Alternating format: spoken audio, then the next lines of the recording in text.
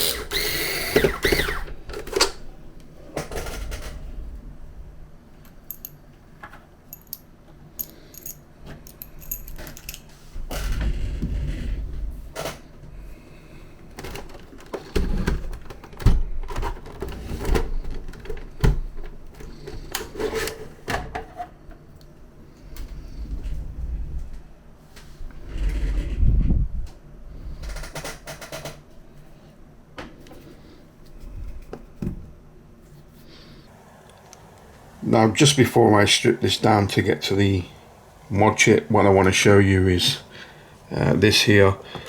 This has two purposes. Obviously it holds the IDE cable down, but if I peel it off there's also a split in it and an hole. You can see that, you see the copper there. So yeah, there's the reason I want to change the IDE cable. It's pretty much beat to death.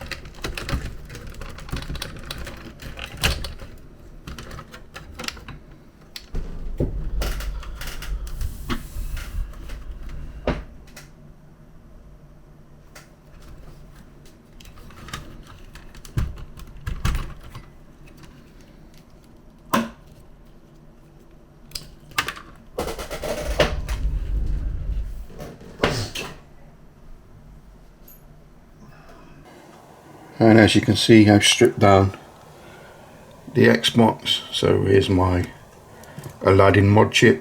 What I'm going to do now is just desolder this wire. I'm going to take it out and then I can talk about the issue with it. So as you can see, I've removed my Aladdin ModChip. Now I want to talk a little bit about the problem with these. Now the problem with these is the flash. The genuine Aladdin ModChip had a flash that was a 49LF020A, but what's happened is these have been cloned now by China, and instead of using the 49LF020A flash chip like you can see here, what they've done is they've used the 49LF002. Now what China did is, instead of telling people it was a 49LF002, what they've done is they remove the markings off that chip, and guess what they do? They print 49LF020A. Now the problem there is these Aladdin ModChips, you're supposed to be able to flash them in the Xbox, because the Xbox is going to see it as a 49LF020A, but because it's not that, the Xbox can't flash it. So what you have to do is remove this chip and you have to flash it externally. Now some of the old Aladdin ModChips will have the 49LF020A, but a lot of the modern Aladdin chips will have this version in there, and you're not going to be able to tell because, like I said, what they do in China is they remove the markings off the chip. But there is a way you can find out if you've got a genuine version or a cloned version. The easiest thing is to do is pop this out, you pop it into an EPROM Programmer and you read the chip ID on there, because what they can do is they can scrub the numbers off, they can print whatever number they want on there, but they can't change the chip ID. So if I put this in my EPROM Programmer and I read the chip and it reads it as a BF52, it's a genuine. If I read it and it comes up as BF57, I know it's a clone flash chip in there. So yeah, that's the problem. If you've got the clone version, you can't flash them in the Xbox. If you have the genuine version, you can flash them in the Xbox, but you're not going to find that out until you try and program it or read it in an EPROM Programmer and get the chip ID. So yeah, what I'm going to do now is I'm going to remove this flash chip. I'm going to hook it up to my EPROM Programmer. I'm going to see what version it is. I'm going to see if it's a genuine version, and why it's there. What I'll do is I'll dump the old BIOS off there and I'll program CerBIOS on there. What I've done is I've gone ahead and I've downloaded CerBIOS. You can see it's here. I've got version 2.3.1 beta. That's the latest version at the time of making this video. If I go into the folder, you can see here it is, the latest version. I've also gone and downloaded CerBIOS tools as well. What I need to do now is transfer some files from the CerBIOS folder over to the internal hard drive on my Xbox. Now the reason I need to do that is because there's a configuration file for when CerBIOS boots, and there's also boot animations that need to be there if you want a boot animation. Now to do that, I'm going to FTP into my Xbox. I use Flash FXP to do that. I've used this for years. I used this back in the day when the Xbox was out and mainstream. So I've used it a long time. I know how to use it, and generally when you know how to use something, you stick to it, right? So I'm going to use Flash FXP. So I need to connect to my Xbox. So I'm going to FTP into it. So there's my FTP address for the Xbox. It's 192.168.0.15. The username, if you want to know how to get into the Xbox, is Xbox, and your password is Xbox. And you just press connect, and there we go. I'm connected to the internal hard drive of my Xbox, and I can see all the partitions. Now, the partition I need to copy the files to is the C partition. So I'm just going to go into the C partition. Now the C partition is where your dashboard is stored. So you can see Evolution X dashboard. That's what I'm using. And if you look carefully, you've got Xbox Dash. That's the original dashboard. You can always boot the original dashboard from Evolution X if you want to get into the Xbox original dashboard. So what I need to do is copy those files over. So I'm going to go into the CerBIOS folder, and what I need to do is I need to transfer boot animations basically. I'm going to transfer those, and you'll see how quick it is, and there you go, done, super quick. It took 1 second to transfer 2.44 meg. And the next thing I need to transfer over is the CerBIOS.ini. And there we go, that's it. They're the things I need to transfer over to the hard drive. Now when I boot CerBIOS, I should get boot animations. What I want to do now is I just want to load the BIOS and change the UDMA setting to 6 before I flash CerBIOS to the flash chip. So I'm going to go into CerBIOS tools. I'm just going to load it. I'm just going to move the window down to the center. Lost a window, there it is. What I want to do is load the CerBIOS. Here it is. Now you can already see they've already made UDMA 4 and UDMA 5 versions. So if you just want to use UDMA 4 or 5, you can flash those straight away. But I'm going to go balls to the wall because why not? I have the right equipment to do it. It's experimental at the moment, but you know, if I can program the chip, if anything goes wrong, I can reprogram it. So it's not a problem. So I'm going to load the original BIOS. Here it is, CerBIOS Hybrid version 2.3.1 beta.bin, and I'm going to load that. So I'm going to select that, and I'm going to press load.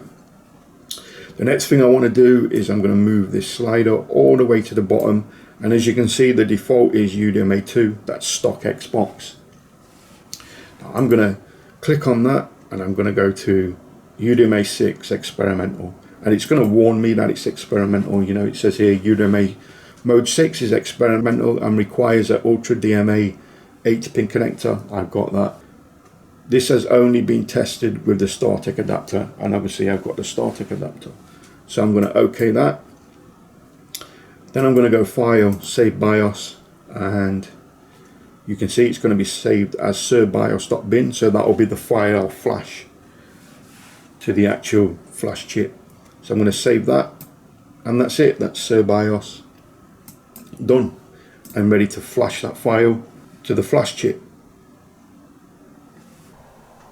So what I've done is I've taken the flash chip out the PLCC connector, out the ModChip, and I popped it into my EPROM Programmer's adapter. It's time to read this chip now, see if it's a genuine or if it's a fake. We'll find out soon. So what I want to do now is program CerBIOS to that flash chip, but first I want to see if it's genuine. I want to see if it's a genuine 49LF020A, because if it is, that means I can flash it internally in the Xbox. I don't have to keep taking it out, because if it comes up as a 49LF002, I'm going to have to keep, every time I want to update the BIOS, I'm going to have to keep opening the Xbox, taking it out, flashing it externally, and it's just going to be a pain in the backside. So I'm hoping, fingers crossed, it's a genuine 49LF020A. First thing I want to do is I want to choose that chip, and so I'm going to go 49LF020A, and there it is. You can see PLCC 32. So I'm going to select that. And if you're worried about where you put it in the socket, if you go to info, it will tell you in the Mini Pro software where to put it and what socket to put it in. So here we go, moment of truth. Chip ID. If this comes up as a BF52, we've got a genuine 49LF020A. If it comes up as a BF57, then we've got a clone 49LF002. So let's go chip ID. Yes, Get in there. And as you can see, it's a genuine one, BF52. So this is a genuine 49LF020A.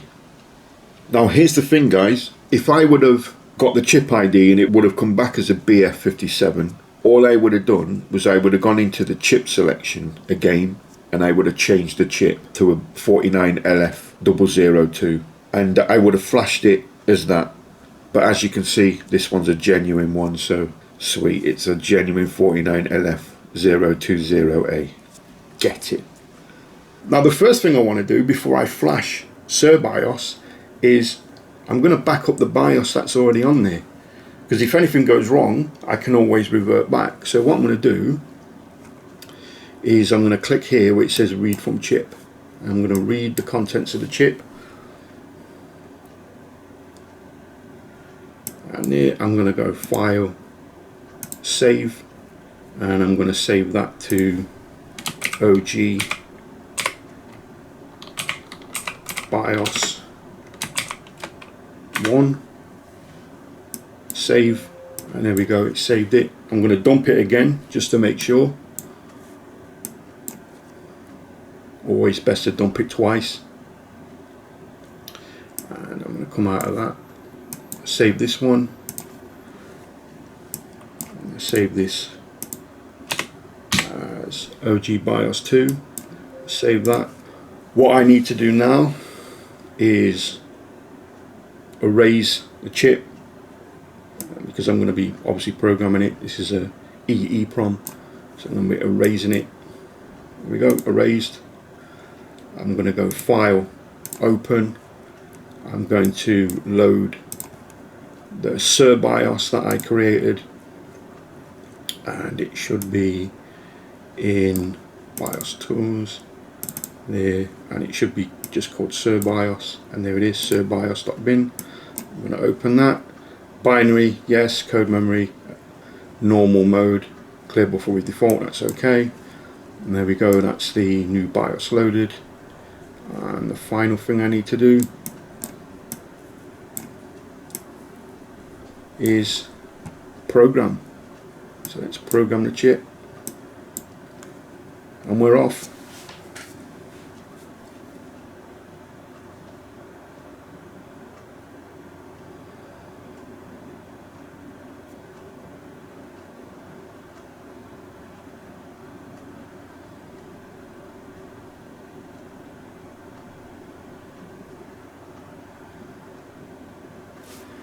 And there we go, program successful. Now what I'm going to do is I'm just going to verify that again.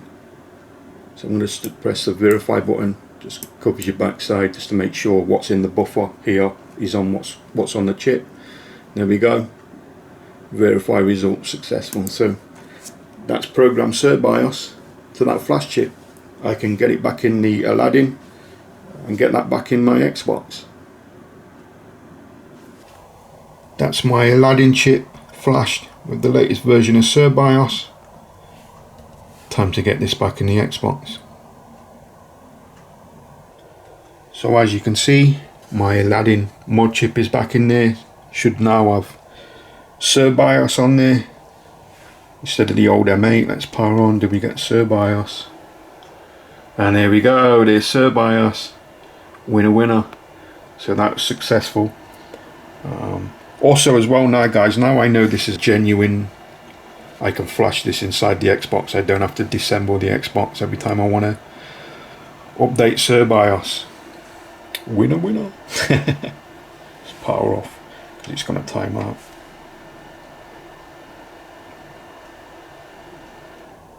So yeah, what I want to do now is start putting this back together. I'm going to start putting the CD-ROM drive in first, because I need to sort out that new IDE cable, and I'll show you how you do the new IDE cable, because it's slightly different to the older one I had in there.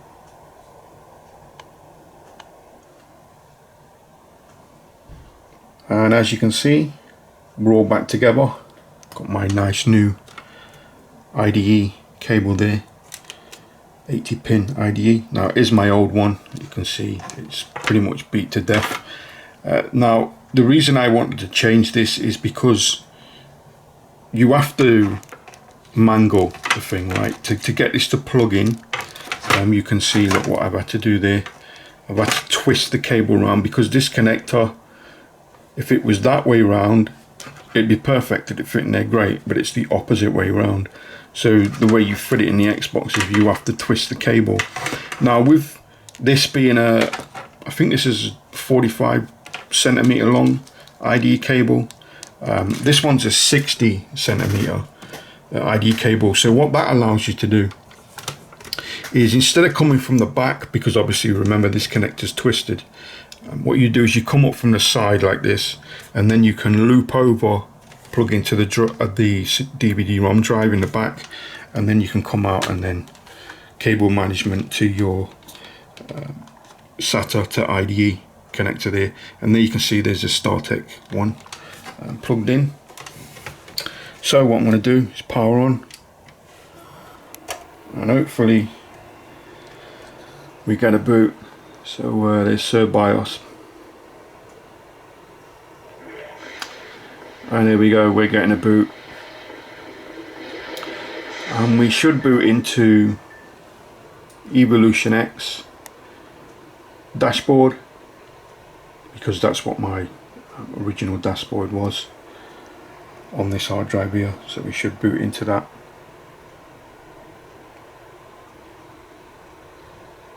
And the hard drives, you can hear the hard drive, and there we go, Evolution X. So yeah, that's sorted that out.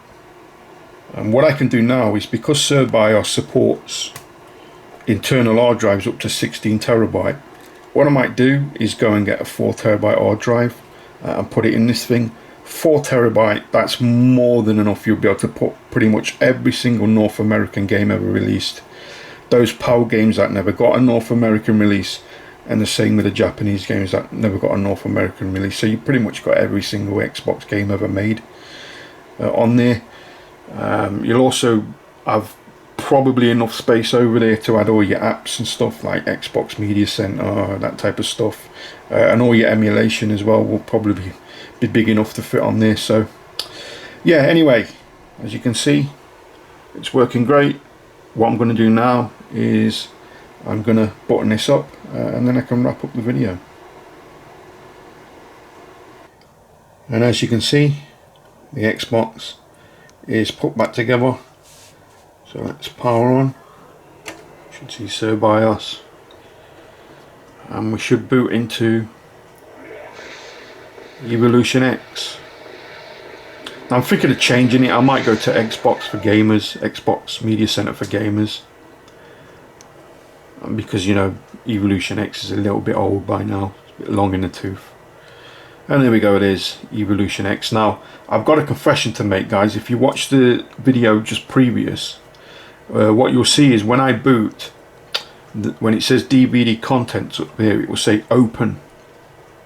Now the reason for that was the StarTech adapter. I didn't set the jumper correctly.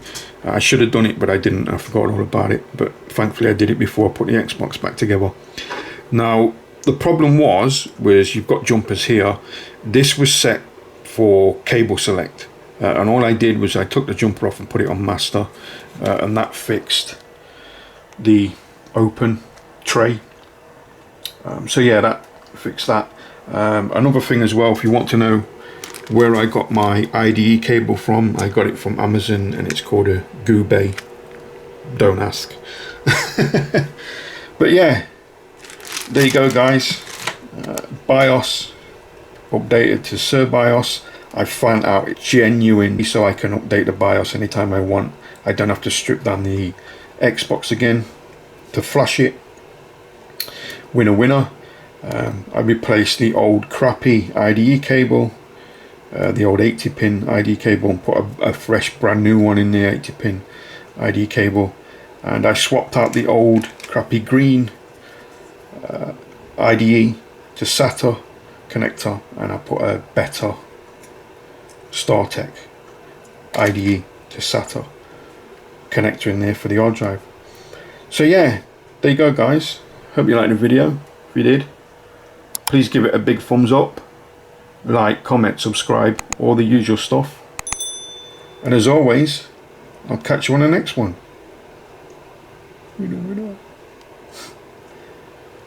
Get in there. Catch you next time, guys.